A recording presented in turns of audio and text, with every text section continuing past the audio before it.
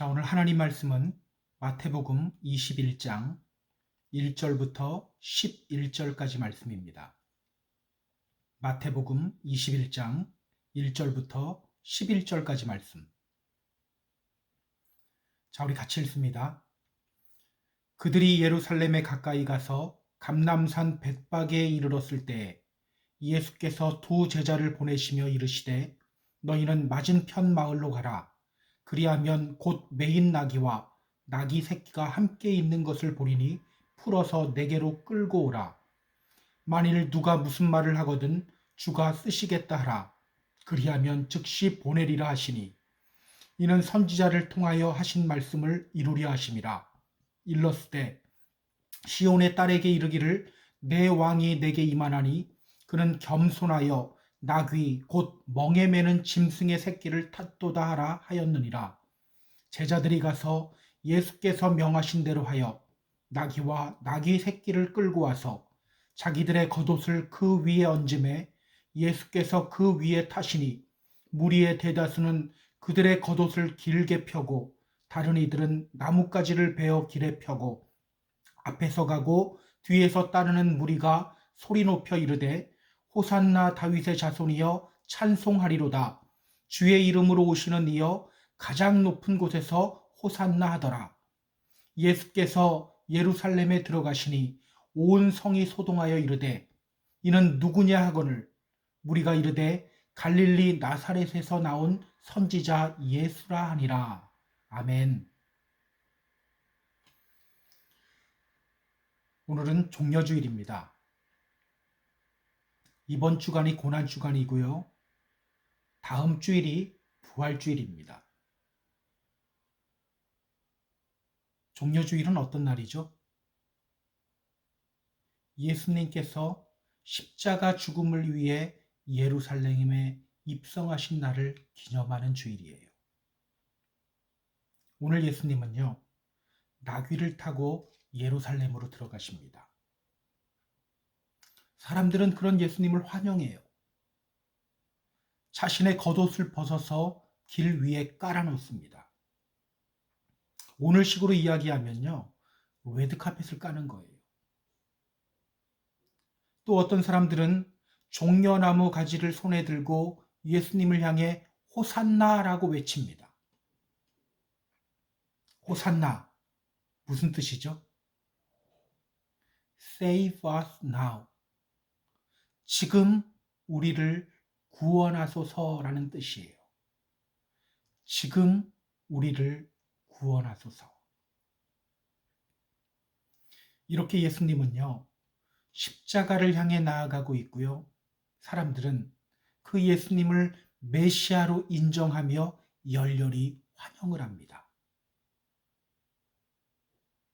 그런데 여러분, 오늘 본문을 가만히 살펴보면요, 굉장히 아이러니해요.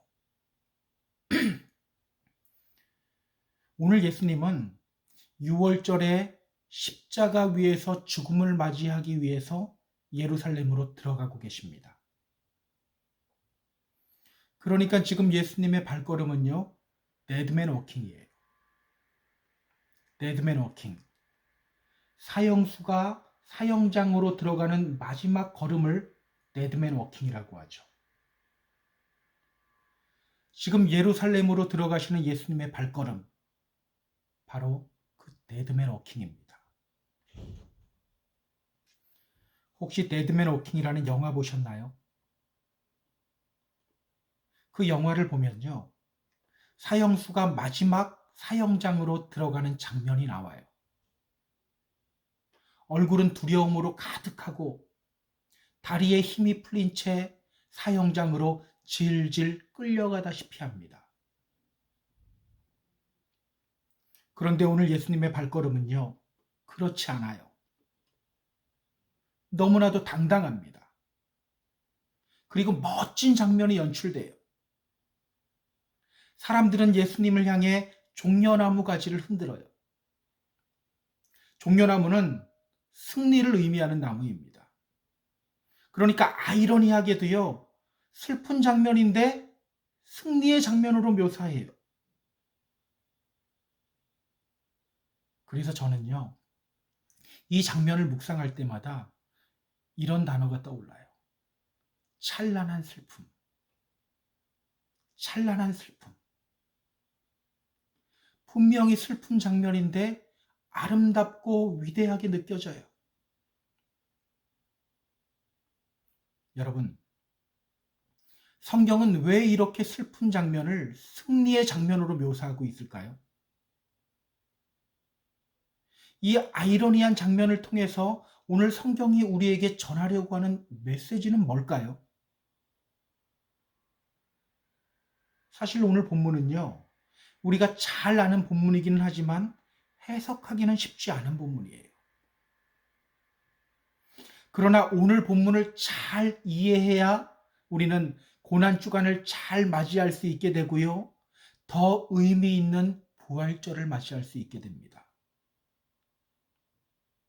오늘 우리의 영적인 눈과 귀가 뜨여져서 오늘 본문을 통해 우리에게 말씀하시는 하나님의 깊은 음성을 깨닫게 되는 저와 여러분이 다 되었으면 좋겠어요.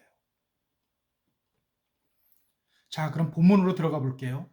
자, 1절입니다. 자, 우리 1절 다 같이 읽겠습니다. 그들이 예루살렘에 가까이 와서 감람산 벳박에 이르렀을 때 예수께서 두 제자를 보내시며 그들이 예루살렘에 가까이 가서 감람산 벳박에 이르렀을 때에 예수께서 두 제자를 보내시며 지금 예수님은요, 여리고에서부터 예루살렘을 향하여 가고 있어요. 여러분, 이 장면을 머릿속에 한번 그려보세요. 어떤 장면이 그려집니까?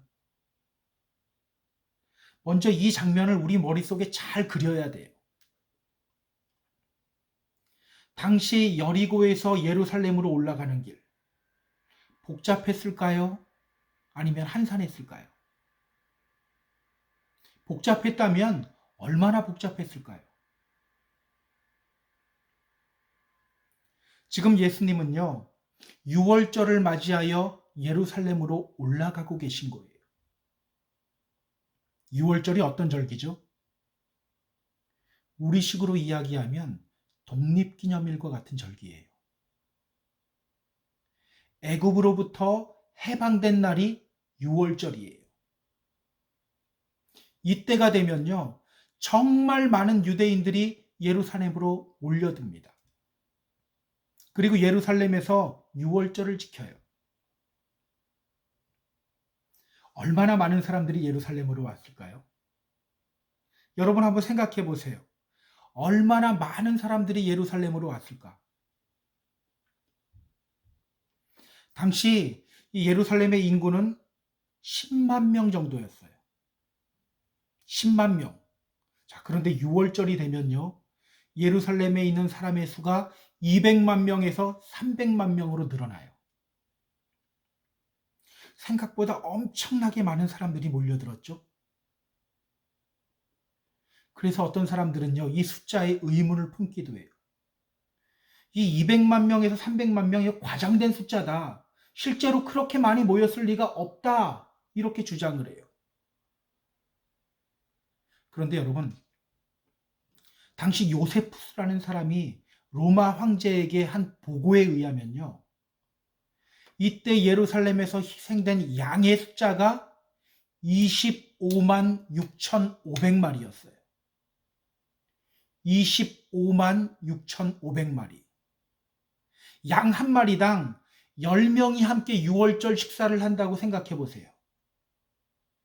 이 200만에서 300만 명이라는 숫자는요, 결코 과장된 숫자가 아니에요.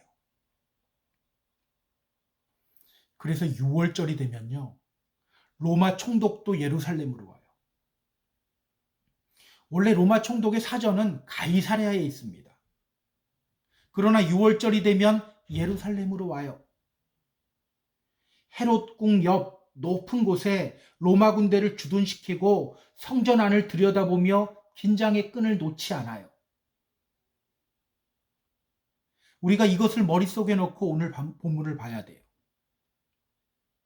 그렇다면 여러분, 지금 예루살렘으로 걸어가는 길은 어떤 상태예요? 200만 명에서 300만 명이나 되는 사람들이 비슷한 시기에 예루살렘으로 향하고 있어요. 그리고 예루살렘으로 가는 길은요, 오직 한 길밖에 없어요. 여리고를 통해서 예루살렘으로 걸어 올라가야 돼요. 이 길이 6월절 순례길입니다. 분명 엄청나게 많은 사람들로 붐비고 있었을 거예요.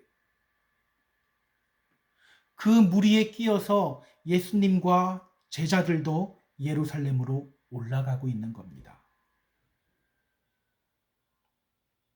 그런데 이런 상황 속에서요, 오늘 성경이 주목하고 있는 장소가 하나 있어요. 어디일까요? 오늘 성경은 말합니다. 그들이 예루살렘에 가까이 가서 감람산 벳바게에 이르렀을 때,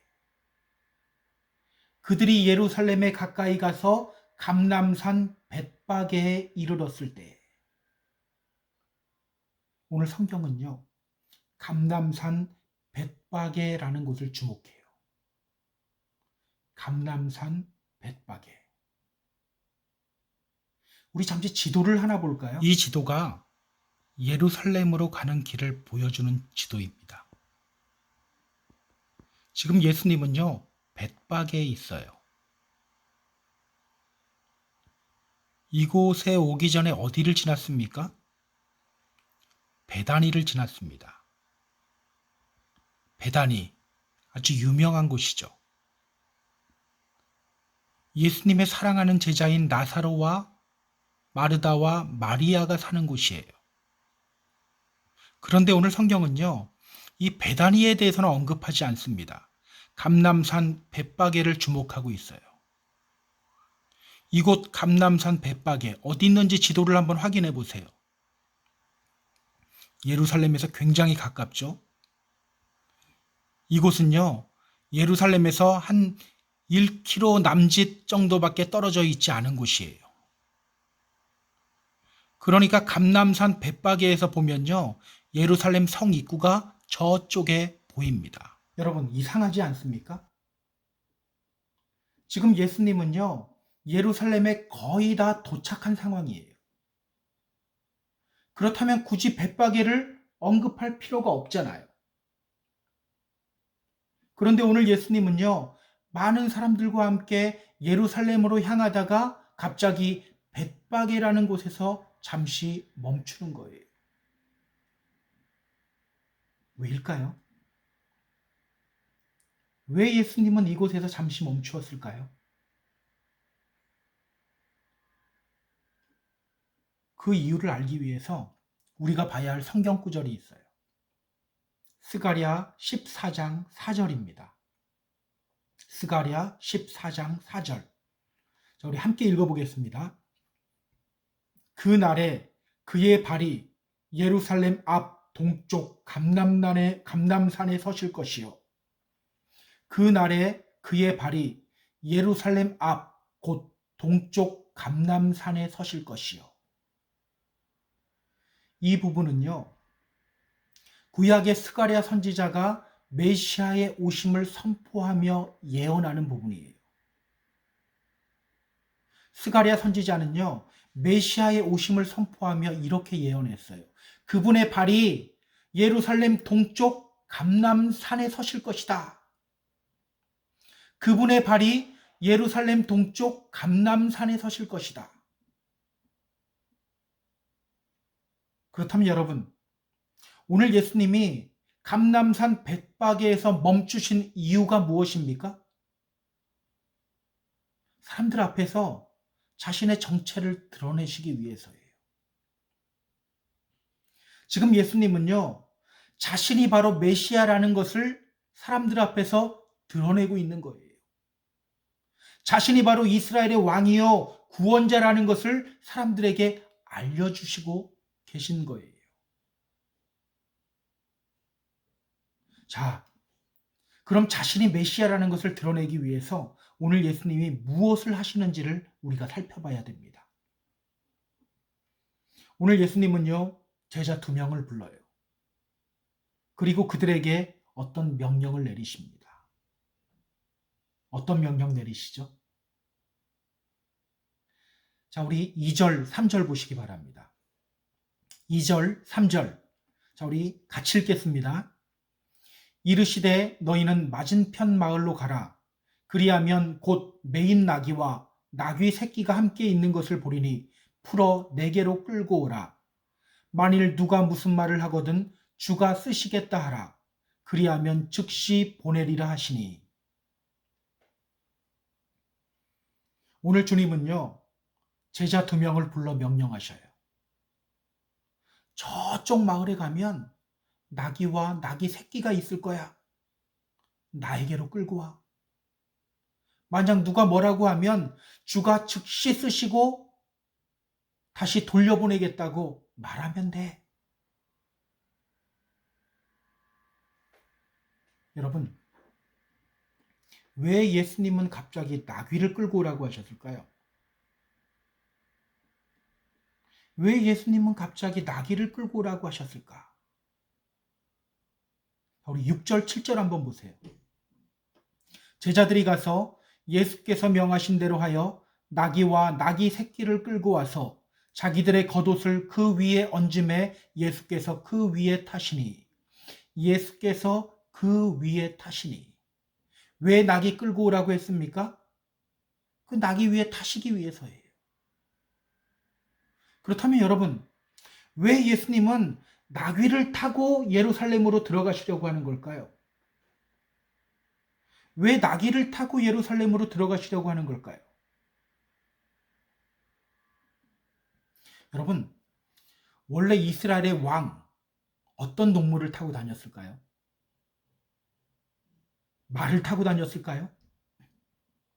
그렇지 않아요. 원래 이스라엘의 왕은요, 노새를 탔어요. 말과 나귀의 중간 동물이 노새죠. 성경을 보면요, 이스라엘의 왕이나 왕자들은 모두 노새를 타고 다녔어요.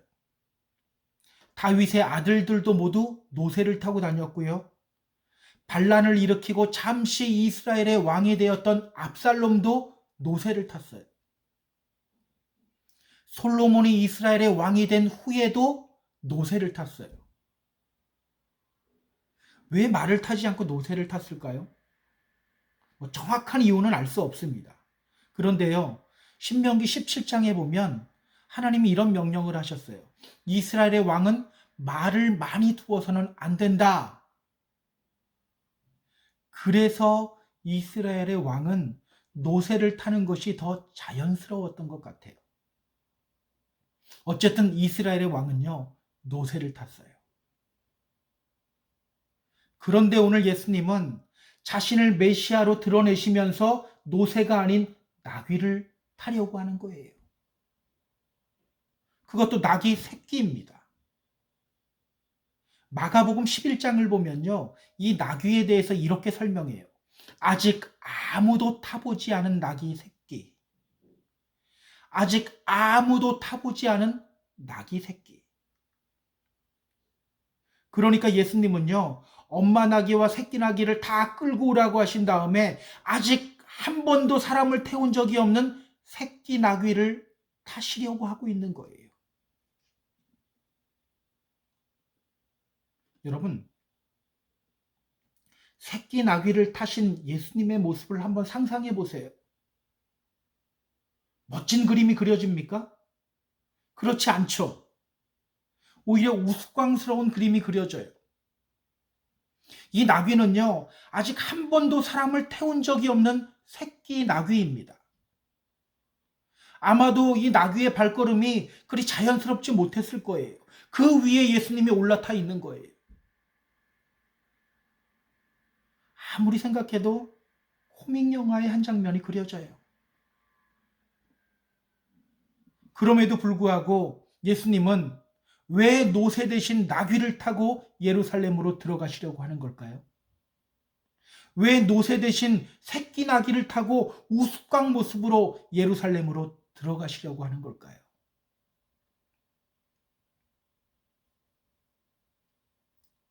오늘 성경은요, 그 이유에 대해서 이렇게 말합니다. 4절, 5절 보시기 바랍니다. 4절, 5절. 자, 우리 함께 읽습니다. 이는 선지자를 통하여 하신 말씀을 이루려 하심이라. 일렀으되 시온 딸에게 이르기를 내 왕이 내게 임하나니 그는 겸손하여 낙이 곧 멍에 매는 짐승의 새끼를 탓도다 하라 하였느니라. 이는 선지자를 통하여 하신 말씀을 이루려 하심이라. 일렀으되 시온 딸에게 이르기를 내 왕이 내게 임하나니 그는 겸손하여 나귀 곧 멍에 매는 짐승의 새끼를 탓도다 하라 하였느니라. 예수님이 새끼 나귀를 타신 이유가 무엇입니까? 이는 선지자를 통하여 하신 말씀을 이루려 하심이라. 스가랴는요, 메시아의 오심을 선포하며 또 이렇게 예언했어요. 그것이 스가랴 9장 9절에 있는데요, 이렇게 말합니다. 시온에 따라 크게 기뻐할지어다. 예루살렘에 따라 즐거이 부를지어다. 보라, 내 왕이 내게 임하나니 그는 공의로우시며 구원을 베푸시며 겸손하여서 나귀를 타시나니 나귀의 작은 것 곧 나귀 새끼니라. 그는 공의로우시며 구원을 베푸시며 겸손하여서 나귀를 타시나니 나귀의 작은 것 곧 나귀 새끼니라. 그렇다면 여러분, 오늘 예수님이 새끼 나귀를 타고 예루살렘으로 들어가시는 이유가 무엇입니까? 바로 그 말씀의 성취를 위해서예요. 그러니까 우리 예수님은요, 지금 자신이 메시아임을 드러내고 계시는데 겸손한 메시아임을 드러내고 있는 거예요. 겸손한 메시아. 저는요, 오늘 예수님의 이 모습이 고난주간을 맞은 우리들에게 도전이 되어야 한다고 생각해요. 여러분, 지금 나귀를 타고 겸손한 모습으로 예루살렘으로 들어가시는 예수님의 모습, 이 모습이 왜 중요한지 아세요? 그 주님의 겸손이 고난을 받아들이게 했고 십자가를 향해 나아가게 만들었기 때문이에요.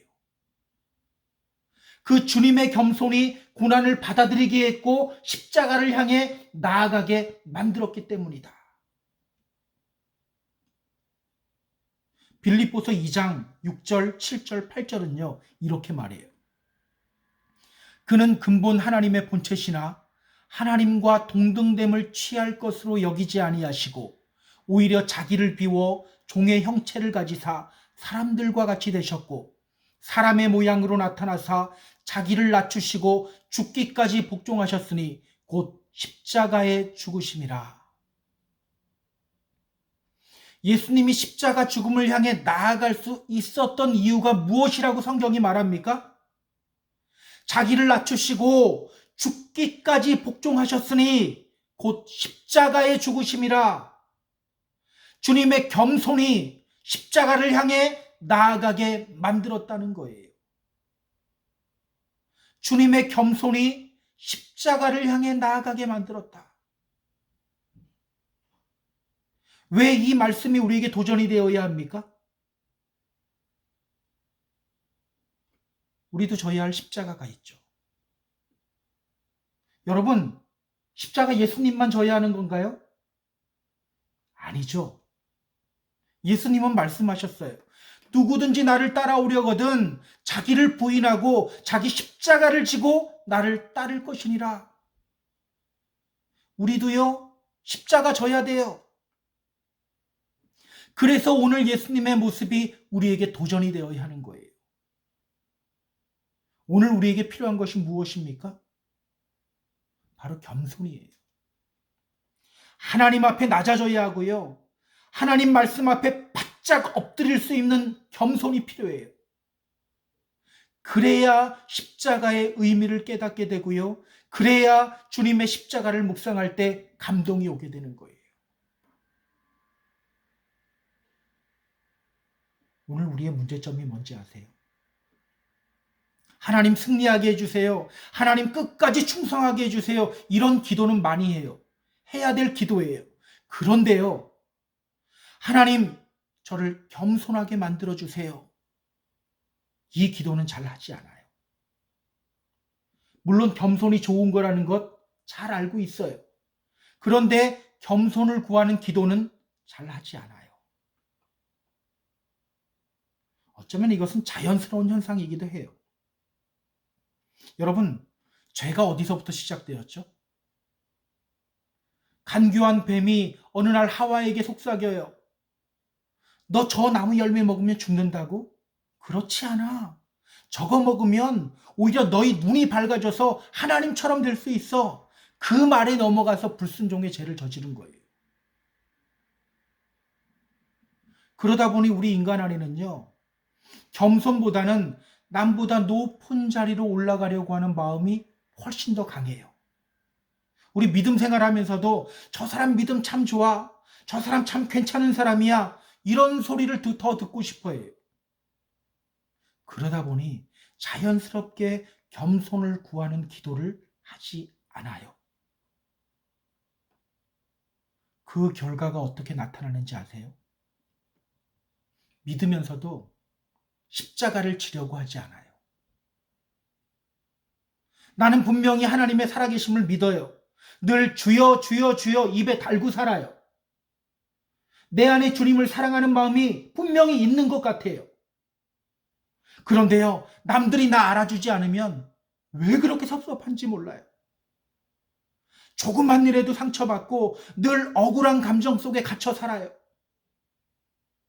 주님은 자기를 부인하고 자기 십자가를 져야 한다고 말씀하시는데 나는 자꾸 십자가 앞에서 등을 돌리고 포기해버려요. 십자가를 봐도 아무런 감동이 없어요.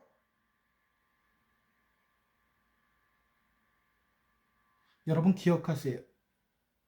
우리 기독교는요, 십자가와 부활을 함께 강조해요. 십자가만 강조하지도 않아요. 부활만 강조하지도 않아요. 십자가와 부활을 같이 강조해요. 십자가를 통한 부활을 강조해요. 고난을 통한 승리를 강조해요. 십자가가 없이는요, 부활이 없고요, 고난이 없이는 승리가 없어요. 그렇다면 여러분, 우리가 승리를 경험하는 길은 무엇입니까? 먼저 십자가로 나아가야 하는 겁니다. 십자가로 나아가야 돼요.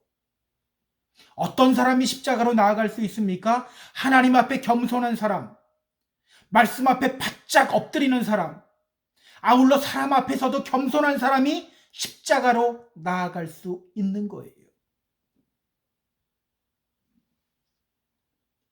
주님의 이름으로 부탁드립니다. 이 고난주간 주님 앞에 겸손해지기 위해 기도하시기 바랍니다. 겸손을 기도해야 돼요.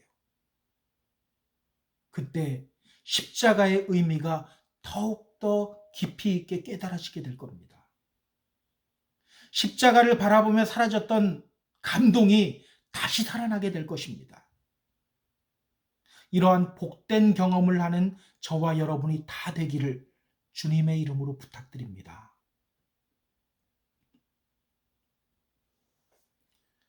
십자가로 나아가기 위해서요, 오늘 우리들이 또 기억해야 할 것이 있어요. 자, 그게 뭘까요? 자, 우리 6절, 7절 다시 한번 보시기 바랍니다. 자, 6절, 7절 이번에는 같이 읽습니다. 제자들이 가서 예수께서 명하신 대로 하여 나귀와 나귀 새끼를 끌고 와서 자기들의 겉옷을 그 위에 얹음에 예수께서 그 위에 타시니, 제자들이 가서 예수께서 명하신 대로 하여 나귀와 나귀 새끼를 끌고 와서 자기들의 겉옷을 그 위에 얹음에 예수께서 그 위에 타시니, 나귀를 끌고 오라는 예수님의 명령에 제자들은 그대로 순종합니다. 여러분, 나귀 끌고 오라는 예수님의 명령, 이 명령이 제자들에게는 어떤 명령이었을까요? 어떤 명령이었을까? 원래 유월절 순례는요, 걸어서 해야 돼요. 여리고에서부터 예루살렘까지 한 6시간에서 7시간 정도를 계속해서 오르막길을 올라가야 돼요. 그리고 이제 예루살렘이 저쪽에 보여요. 그런데 갑자기 주님이 명령하셔요. 저 마을에 들어가서 나귀와 나귀 새끼를 좀 끌고 와라. 이런 의문이 들 수밖에 없는 상황이에요. 아니, 나귀를 어디에 쓰려고 하지? 나귀 끌고 오다가 도둑으로 몰리면 예수님이 책임질 거야? 유월절 순례 원래 걸어야 하는 거 아니야? 왜 하필 나귀 새끼야? 사실 예수님 명령은요, 이해하기 힘든 명령이었어요. 순종하기 힘든 명령이었어요. 그러나 제자들은 어떻게 합니까? 일단 그냥 순종해요. 나귀를 가지고 와서 자신들의 겉옷을 그 위에 얹습니다. 여러분, 이 모습이 오늘 우리에게 도전이 되어야 돼요. 이 모습이 우리에게 도전이 되어야 돼요. 이 믿음의 길은요, 말씀을 따라가는 길이에요. 말씀 따라가는 길. 아브라함이 어떻게 의인이 되고 우리 믿음의 조상이 되었습니까? 성경은 말해요. 이에 아브라함이 여호와의 말씀을 따라갔고, 이에 아브라함이 여호와의 말씀을 따라갔고, 자기가 처한 상황이나 그때 느끼는 기분에 따라 움직이지 않고 말씀 따라갔기 때문에 그는 의인이 될 수 있었고 믿음의 조상이 될 수 있었던 거예요.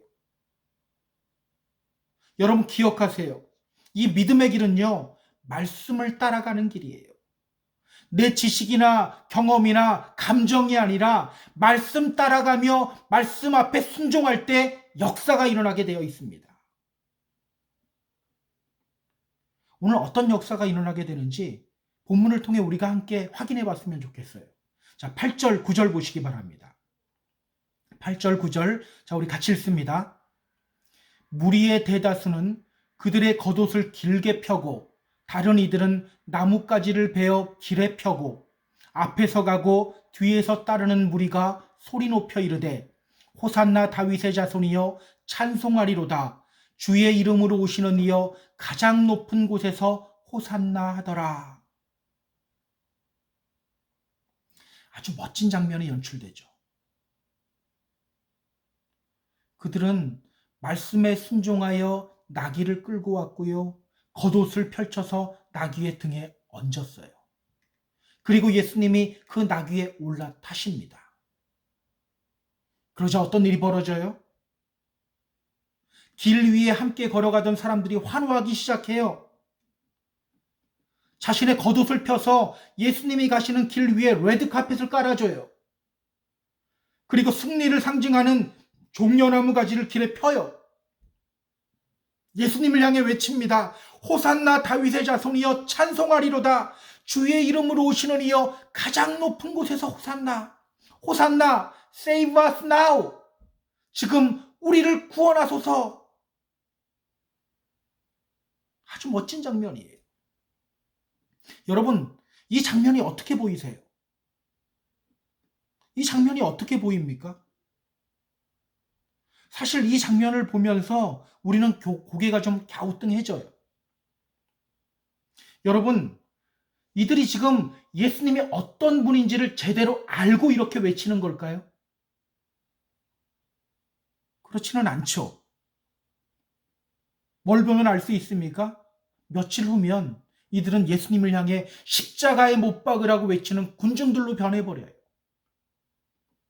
그런데 오늘 그들은 종려나무 가지를 흔들며 예수님을 승리의 왕으로 선포해요.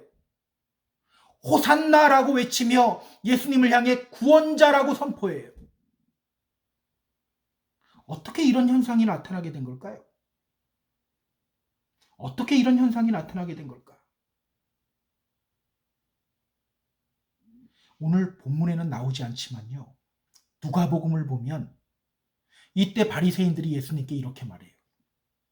선생이여, 당신의 제자들을 좀 책망하세요.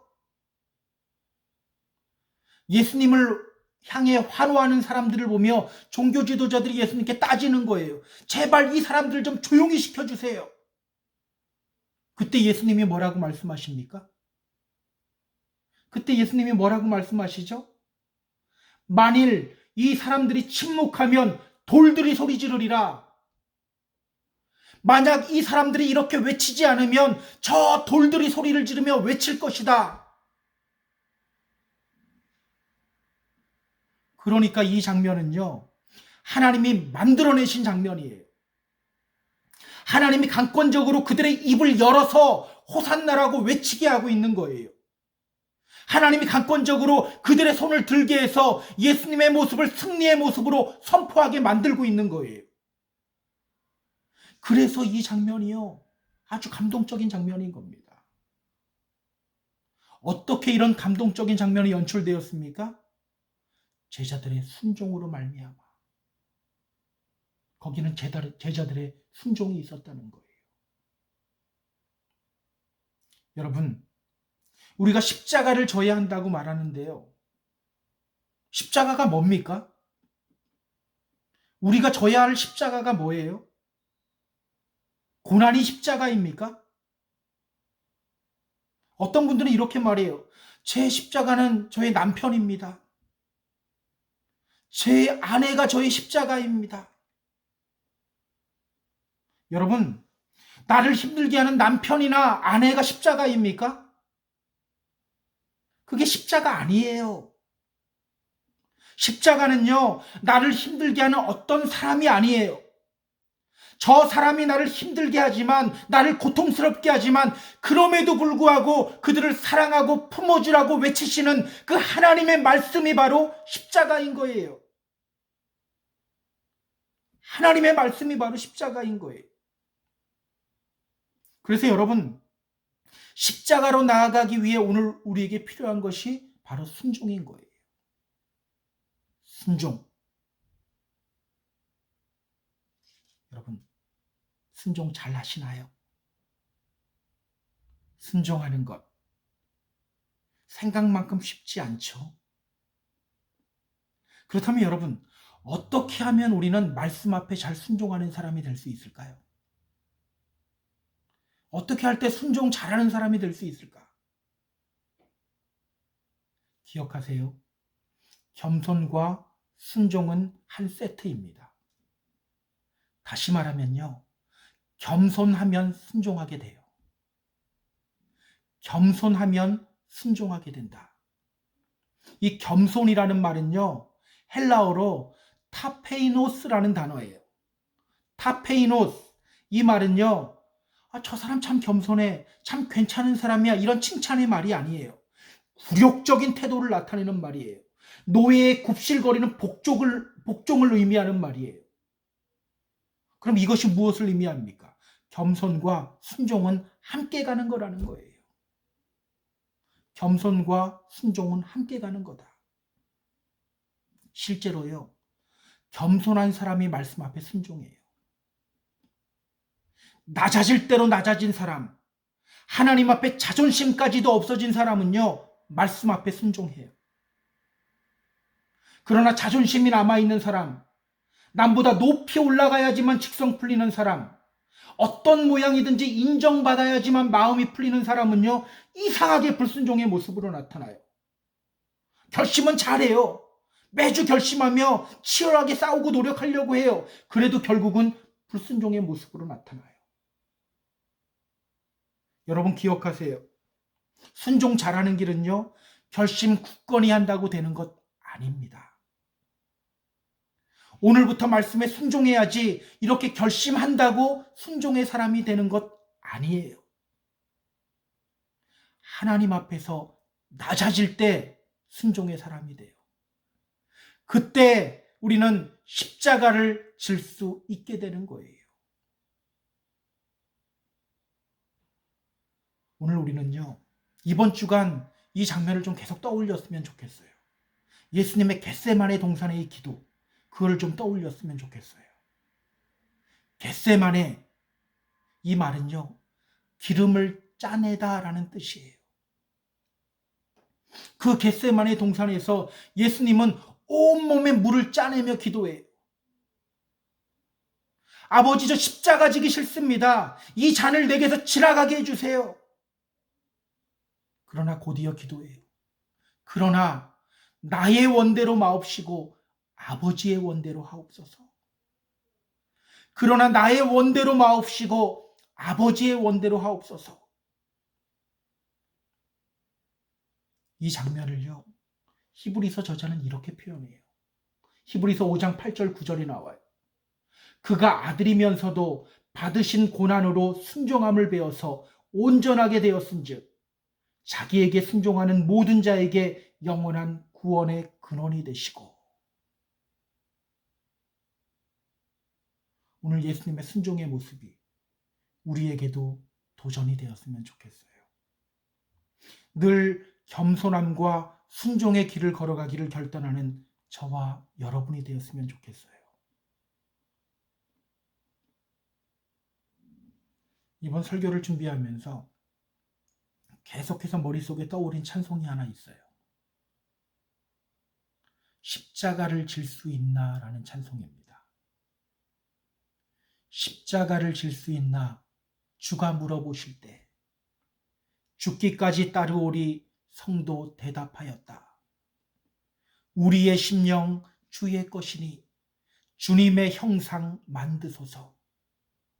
주 인도 따라 살아갈 동안 사랑과 충성 늘 바치오리다. 오늘 우리 주님이 우리에게 묻고 계셔요. 나의 진정한 제자가 되려면 십자가 져야 돼. 십자가 질 수 있겠니? 이 물음에 여러분은 어떻게 대답하시겠습니까? 이 찬송은요, 사실 그 말라시라는 분이 마태복음 20장을 묵상하며 지은 찬송이에요. 우리를 주님의 좌우편에 앉게 해주세요라고 요구하는 야고보와 요한에게 예수님이 말씀하셔요. 십자가 질 수 있겠니? 그들은요, 자신 있게 대답해요. 예, 할 수 있습니다. 그러나 예수님은요, 그들의 대답을 기뻐 받으시지 않으셨어요. 이 부분을 묵상하면서 말라슨 고백해요. 주님, 저는 십자가를 질 수 있냐는 물음에 예라고 대답할 수 없습니다. 저를 주님의 형상으로 만들어주세요. 저는 십자가를 질 수 있냐는 물음에 감히 예라고 대답할 수 없습니다. 주님이 도와주셔야 됩니다. 저를 주님의 형상으로 만들어주세요. 우리 사랑하는 펜사콜라 한인교회 성도 여러분, 십자가를 질 수 있겠니? 이 물음에 오늘 우리가 해야 할 대답입니다. 주님의 형상으로 만들어주세요. 겸손한 주님의 모습을 갖기 원합니다. 겸손함으로 말씀에 순종하는 삶을 살아가게 해주세요. 이번 고난주간을 맞이해서 주님의 겸손과 순종을 다시 한번 묵상하시기 바랍니다. 겸손과 순종을 위해 기도하시기 바랍니다. 그러므로 말미암아 십자가의 감동을 다시 회복하고 이 믿음의 길을 승리의 길로 이끌어 나아가시고 또 이 믿음을 우리의 믿음의 승리를 경험하는 복을 누리는 저와 여러분 다 되기를 주님의 이름으로 축복합니다. 우리 같이 기도하겠습니다. 하나님, 오늘 우리는 주님을 사랑한다고 하면서도 십자가를 외면할 때가 많습니다. 그런 우리에게 오늘 겸손과 순종으로 십자가로 나아가는 그 예수님의 모습이 큰 도전이 됩니다. 우리 또한 그 주님의 겸손을 배우기를 원합니다. 우리 또한 그 주님의 순종을 배우기를 원합니다. 그렇게 늘 십자가를 향해 나아가며 십자가를 바라보며 또한 뜨거운 감동을 경험하는 우리 모두가 되기를 원합니다. 늘 우리 가운데 함께하여 주시옵소서. 이 모든 말씀 우리 주 예수님 이름으로 기도드렸습니다. 아멘.